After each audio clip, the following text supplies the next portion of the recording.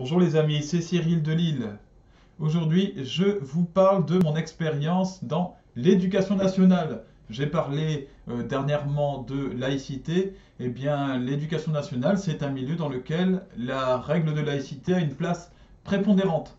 Et sachez que je suis en formation pour devenir éducateur. Voilà, c'est mon domaine professionnel. Et donc, d'abord, en tant qu'éducateur, je peux vous dire que la règle de la laïcité est particulièrement présente dans l'éducation nationale. J'ai travaillé, moi, en tant qu'assistant d'éducation. Alors, dans un collège, dans un lycée également, j'enregistrerai une autre vidéo où je parlerai de mon expérience dans un lycée. Là, je vais parler de celle que j'ai vécue dans un collège. Voilà. Assistant d'éducation, en fait, c'est ce qu'on appelle plus vulgairement des pions ou qu'on appelle généralement surveillant, alors qu'on ne fait pas que surveiller, mais bon, c'est le terme qui est aujourd'hui utilisé, assistant d'éducation. Alors, c'était dans un collège en ZEP, c'est-à-dire une zone d'éducation prioritaire, donc très populaire, voilà, avec des gens de milieux sociaux défavorisés. Voilà. Alors, ce qui m'est arrivé dans ce collège, c'est que, avec lequel je suis en procès, hein, il faut le savoir toujours actuellement, eh bien c'est que euh, déjà je suis arrivé dans ce collège euh, sans même que la directrice ne me dise bonjour. Parmi les surveillants, il y avait une dominante arabo-musulmane. Et c'est pas pour rien que je vous le dis, c'est parce que ça a des conséquences directes. La directrice, elle était elle-même arabo-musulmane. Dès mon premier entretien avec elle, elle ne m'a même pas dit bonjour. Vous allez me dire que j'aurais peut-être pas dû accepter le poste. Bon, ben j'ai quand même accepté. Et puis après, quand je suis arrivé, que j'ai travaillé, j'ai rencontré mes collègues, surveillants, etc. Eh bien, cette dame continuait à ne pas me dire bonjour. Ça a duré 2 3 semaines comme ça. Donc, je devais me poser vraiment en face d'elle et lui dire bonjour, madame, pour elle daigne me répondre et reconnaître ma présence. C'est déjà quelque chose de particulier. J'ai rapidement remarqué que les autres surveillants, en fait, les autres assistants d'éducation, mes collègues, donc pour une grande partie des arabo-musulmans, parlaient aux jeunes du collège, en fait, avec vulgarité, voilà, ou avec des termes absolument pas professionnels, du style, voilà, et je te jure que ceci, que cela, se parlaient comme ça entre eux. Bon, c'était assez surprenant. Je me suis permis du coup de leur faire des remarques en disant si tu es assistant d'éducation, c'est que tu es une part de... Tu es un modèle d'une certaine façon. Donc, il faut faire attention à la façon dont tu parles, la façon dont tu te comportes. Un minimum, voilà. Sans non plus devenir collet-monté et puis prendre des grands airs. Comme ça, il y a une juste mesure, bien sûr, à avoir. Bon bah là non, là c'était pas le cas. Et rapidement j'ai vu que le fait que je fasse des remarques n'était pas pris dans le bon sens. C'était pris avec orgueil comme un rabaissement en fait, un rabaissement de ma part. Pour qui tu te prends toi? C'est ce qu'on m'a dit, hein. Pour qui tu te prends? T'es là depuis peu de temps et déjà tu nous balances tes conseils, mais tu te prends pour qui? T'es qui? Reste à ta place. Voilà. Les rapports sont vite arrivés à ce style de choses. Il y avait du copinage avec les élèves, en particulier des surveillants arabo-musulmans avec des jeunes arabo-musulmans. C'est ce qu'on appelle le communautarisme dont j'ai parlé dans d'autres vidéos. Il était par exemple interdit à un élève de venir passer du temps dans le bureau des surveillants juste pour s'amuser. Bon, ça paraît évident. Un surveillant n'avait pas le droit de se mettre à plaisanter, à rire ou à regarder des vidéos avec un élève. Et bien là, c'est exactement ce qu'ils faisaient devant moi. À partir du moment où ils étaient de la même communauté, ils se permettaient de faire des choses interdites. Et donc de regarder, par exemple, de rire ensemble sur des vidéos sur YouTube. J'ai vu un surveillant faire ça avec, en plus, un élève qui était une teigne. C'était un élève irrespectueux. Voilà. Et qui méritait absolument pas d'être traité de cette façon-là. Bon. Eh bien, j'ai fait les remarques. Je me suis permis de dire, excusez-moi, vous parlez, en plus vous parlez fort, j'essaie de travailler, je vais gérer les retards, les absences des élèves sur l'ordinateur. Eh bien, ça a été mal pris. Attention, il s'attaque au groupe, il s'attaque à la communauté, il s'attaque à des gens qui sont là depuis un certain temps. on m'a reproché mon travail trop appliqué.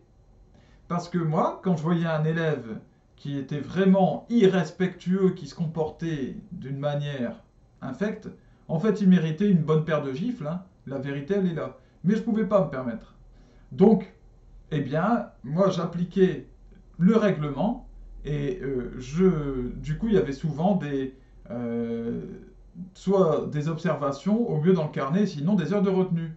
Et moi, quand je mettais une heure de retenue à un élève, eh bien, je lui donnais une dissertation à écrire, en fait une rédaction, hein, on peut dire aussi, sur un sujet qu'il fasse réfléchir. Par exemple, à quoi servent les surveillants dans le collège?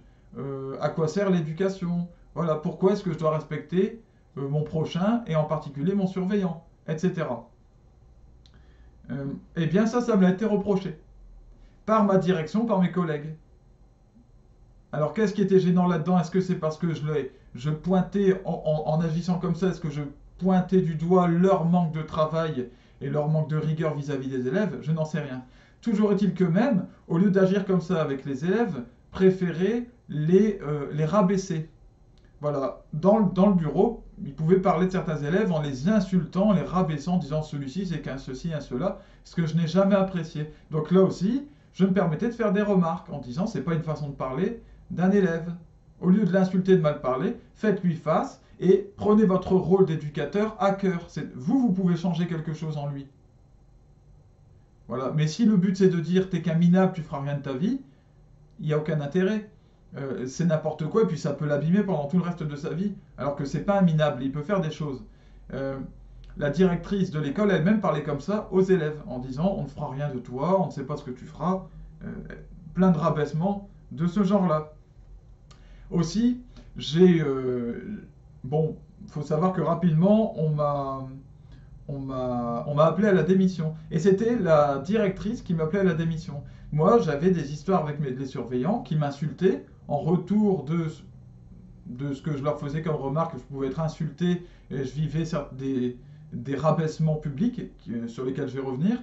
Eh bien, jamais ni mes supérieurs directs, qu'on appelle les CPE, hein, les conseillers principaux d'éducation, ni la directrice, malgré ses promesses, hein, de régler cela ensemble. Elle m'avait promis en fait d'être une médiatrice, de prendre les surveillants concernés et moi-même et de régler cela. Et bien ça n'a jamais été fait. Et au contraire, on me recevait dans des rendez-vous, j'étais seul, pour me pousser à la démission, en disant vous voyez bien que vous avez des problèmes avec vos collègues, donc il faut démissionner. Voilà comment ça se passe. Comment ça s'est passé, en tout cas. Mes remarques étaient refusées, comme je l'ai dit, et en retour, j'avais donc des insultes. Hein, au bout d'un mois, c'est un mois et demi, mes remarques étaient devenues insupportables, alors on se permettait de m'insulter en retour. Espèce de... Voilà, je ne répéterai pas, mais vraiment des vraies vulgarités, des gros mots comme ça, voilà, en plein bureau, et c'est même arrivé devant des élèves. Une collègue arabo-musulmane aussi, qui faisait partie donc de l'élite, hein, du collège, s'est permise devant des élèves, alors que j'étais en train de jouer mon rôle, de me dire de dégager, voilà, dégage de là, tu fais n'importe quoi, et de me crier dessus. Voilà, donc de quoi faire perdre toute autorité à un assistant d'éducation face à tous les élèves. Voilà ce qui m'arrivait. Euh, j'ai noué une amitié avec un jeune élève qui s'appelait Thomas, qui était très mature. Voilà, je le salue d'ailleurs. Eh bien, figurez-vous que Thomas, il m'attendait à la fin de ma journée. Eh bien, s'il terminait à peu près en même temps, il m'attendait devant le bureau pour que je sorte du bureau de surveillant et qu'on puisse sortir ensemble, qu'on allait parfois manger ou des choses comme ça.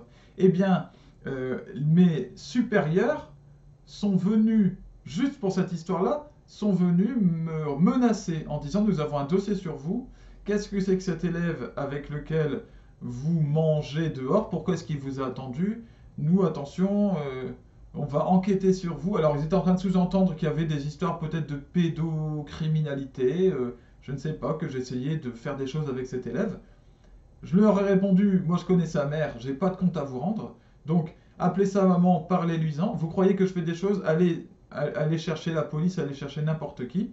Et au final, il ne s'est rien passé. Mais c'était utilisé aussi pour me pousser à la démission. Ce qui était utiliser aussi, c'est ma popularité. J'ai un tempérament qui fait que je deviens très vite populaire. En fait, je ne laisse personne indifférent dans quelque endroit où je vais. Donc, je vais avoir des amitiés très fortes et des inimitiés très fortes aussi, l'un et l'autre. Et ça, c'est chez moi un trait général que je ne choisis pas particulièrement. Ça fait partie de moi. Bon, bah, je l'accepte. Et parmi les élèves, eh bien, j'étais devenu très populaire puisque certains avaient découvert ma chaîne justement YouTube sur laquelle vous êtes en ce moment et qui contenait à l'époque des vidéos bon, que j'ai depuis supprimées, bon, qui n'étaient pas honteuses du tout, mais dans lesquelles je chantais des raps. Voilà, c'était des choses un peu plus amusantes, un peu plus légères. Et donc, ces élèves avaient vu ma chaîne. Et donc, ils s'attroupaient autour de moi en petits groupes pendant la récréation pour me demander ce qui se passait, etc.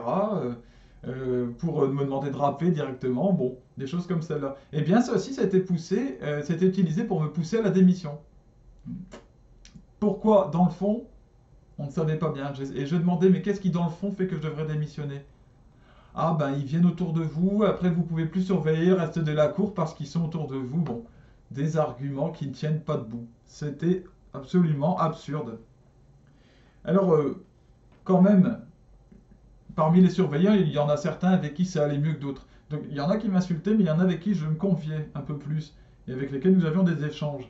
Et donc j'ai confié que j'étais catholique. Eux-mêmes ont confié qu'ils étaient musulmans. Bon, ils n'ont pas eu besoin de me l'expliquer, parce qu'à partir du moment où on dit voilà toutes les 5 minutes, en général, on n'est pas mormon, vous voyez. Bon, je leur ai confié que je priais aussi durant mes temps de pause. Chaque surveillant a droit à des temps de pause, comme tout travailleur, je pense. Et donc, pendant les 5 minutes de pause, eh bien, pendant que mes collègues allaient fumer des cigarettes ensemble, eh bien, moi, j'allais prier. Donc, je leur expliquais que j'allais aux toilettes, que je fermais la porte et que je priais.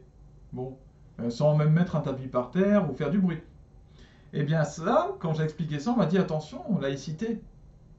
Attention, tu contreviens à la règle de laïcité. Et je dis, mais non. Non, parce que c'est dans un temps de pause, je fais ce que je veux, je suis dans un endroit fermé, secret, j'ai de compte à rendre à personne. Si je veux me rendre aux toilettes au temps de pause et faire des pompes, voilà, uriner ou prier, ça ne concerne que moi et Dieu. Voilà. Eh bien non, on m'a dit attention, non, non, loi de laïcité. Alors qu'en aucun cas, la loi de laïcité ne s'oppose à ça. J'ai aussi une élève catholique qui m'a reconnu, elle m'avait vu à l'église de la ville, et me l'a confié, elle m'a dit, mais je vous ai vu monsieur, vous êtes catholique. Donc du coup, parmi les élèves, ils savaient que j'étais chrétien catholique. Et des élèves me demandaient quelle était ma foi, en particulier des musulmans. Voilà, parce que les jeunes, ça les intéresse, et c'est normal. Ils ont envie de comprendre Dieu, ils ont envie de savoir. Il y a l'aspect spirituel de l'éducation qui est essentiel. Eh bien, je répondais tout simplement, est-ce que vous êtes chrétien? Je pouvais dire oui, sans développer. Voilà, vous croyez en Jésus? Oui. Voilà. Je n'avais sur moi ma croix, je la rentrais à l'intérieur de mes vêtements. J'avais une Bible et un chapelet que je mettais à l'intérieur de ma veste. Bon, voilà. Je respectais les règles, aussi injustes soient-elles. Et un jour, eh bien, il y a une élève qui a vécu des choses paranormales, des événements dans les toilettes des filles. Voilà, c'est étrange, mais c'est comme ça. Et j'y ai assisté à ces événements. Des portes qui ont bougé toutes seules, voilà, des lumières, etc. Je ne vais pas m'étendre là-dessus. Des bruits aussi de quelqu'un qui frappait à l'intérieur du mur. Moi, j'ai assisté à tout ça. Il n'y avait aucun autre surveillant avec moi. Cette élève était en panique avec d'autres, évidemment, et elle n'était pas bien du tout. Et évidemment, il y a un attroupement qui s'est fait. Elle est partie prévenir d'autres élèves. Et elle m'a demandé, elle me disait, mais monsieur, qu'est-ce qu'on va faire? Et moi, je les ai calmés. Et j'ai dit que, écoutez, j'ai des moyens d'intervenir pour ces choses-là. Alors elles m'ont demandé, mais qu'est-ce que vous allez faire? Je n'ai pas développé, j'ai dit, ne vous inquiétez pas, il y a des moyens de chasser ce genre de choses. Maintenant, allez-y, faites ce que vous avez à faire, continuez votre journée. J'ai confié à mes collègues que le lendemain, je comptais aller prier dans ces toilettes. La prière pouvant servir à exorciser un lieu, une simple prière dans un endroit. Le lendemain, donc j'avais dans ma poche intérieure toujours ma Bible, mon chapelet et mon flacon d'eau bénite que j'avais pris, tout rentrait à l'intérieur. Donc je respectais toutes les règles. Et au moment de la pause, eh bien je me rends dans ces toilettes. Voilà, au lieu d'aller dans certaines toilettes où j'allais habituellement, je suis allé là dans les toilettes où il s'était déroulé cette scène. Eh bien, un surveillant est venu me voir et m'a dit, attention, il y a des gens qui te regardent, il y a des gens qui sont au courant de ce que tu es en train de faire. Comment ça? Voilà, j'irai pas plus loin, il me dit. J'ai senti qu'il y avait quelque chose d'étrange qui se passait, je suis donc sorti du toilette, j'ai même pas prié. Et j'ai été convoqué immédiatement chez la directrice qui m'a demandé de m'expliquer sur ce qui venait de se passer. Et je lui ai dit, bah oui, voilà, il y a eu des événements étranges dans le toilette. Comme je viens de vous le dire, eh bien, j'ai décidé d'intervenir, de prier tout simplement dans le toilette, ce qui pouvait servir à exorciser.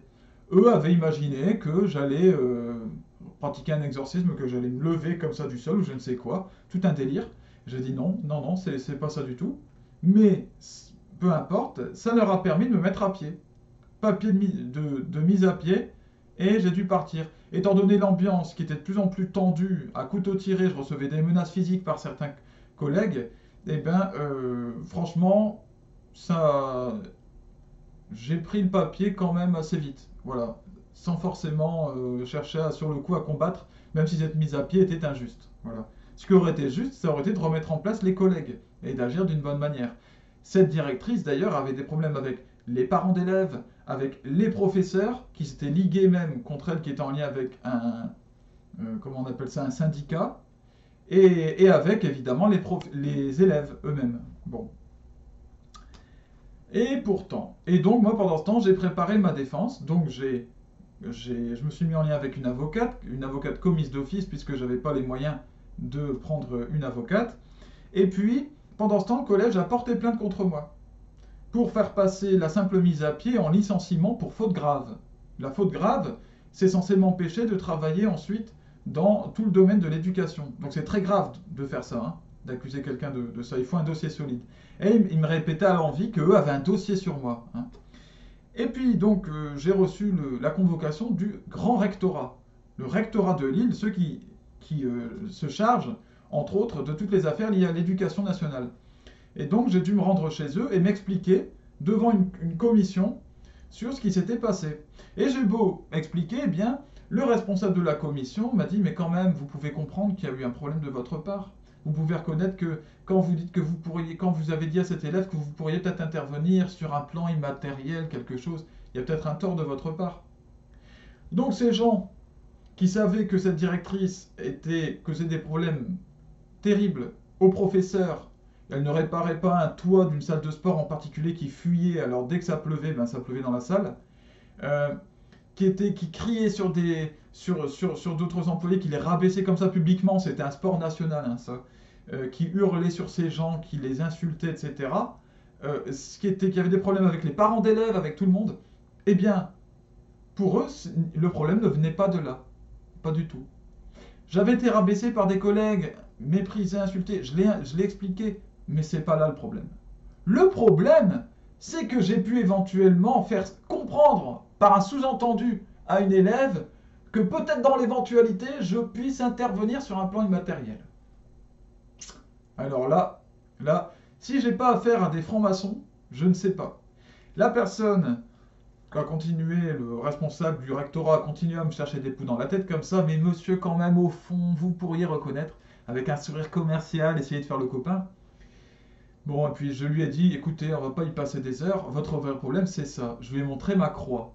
Voilà. Et quand je lui ai montré ma croix, je lui ai dit, le vrai problème il est là, c'est que je suis croyant, que ça vous dérange. C'est ça. Et que je n'ai pas honte de ma foi. Et là, il s'est mis tout rouge. Le monsieur, il a perdu son sourire et sa façade, il s'est fâché, il s'est mis debout et il a dit, qu'est-ce qui vous dit que je ne suis pas chrétien? Qu'est-ce qui vous le dit? Non, tapant du poing sur la table. J'ai dit, ben voilà votre vrai visage maintenant. Et je lui ai répondu, mais ce qui me le prouve, je ne sais pas, peut-être que vous l'êtes. Si vous êtes chrétien, soit vous ne connaissez rien à votre foi, à ce que vous prétendez comme étant votre foi, ou soit vous êtes traître à votre propre cause, ce qui est encore plus grave. Alors j'ai été mis dehors, il m'a mis dehors avec rage, et euh, j'ai été donc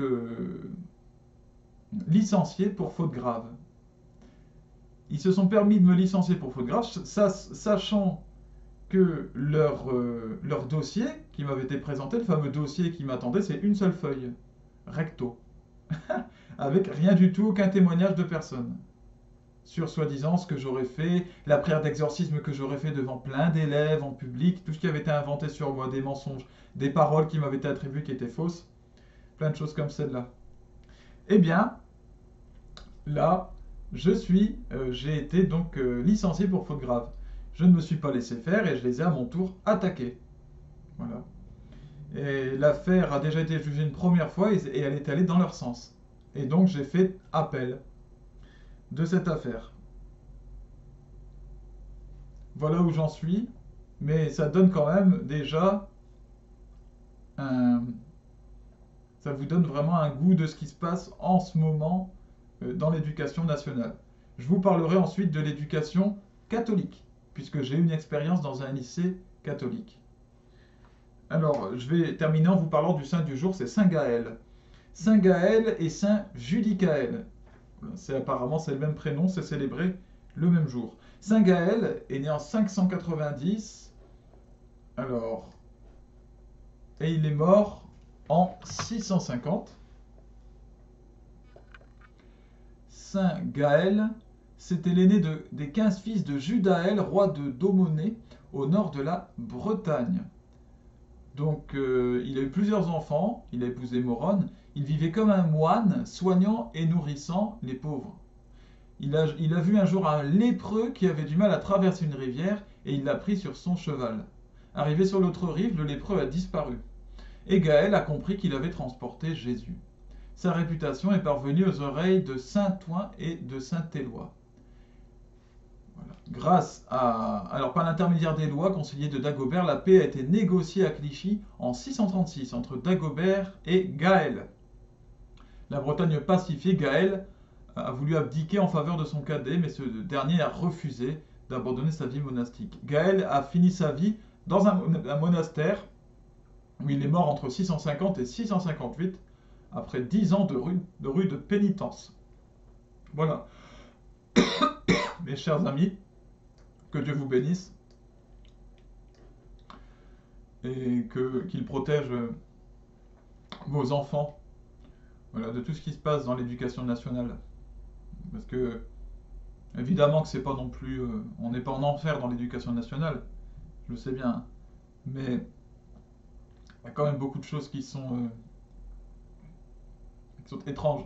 Et puis, les idéologies sont très présentes, en particulier des idéologies LGBT, des idéologies, et ça j'en parlerai dans ma prochaine vidéo, c'est ce que j'ai vécu chez les catholiques. Voilà. Bon, voilà, que Dieu vous bénisse, à bientôt.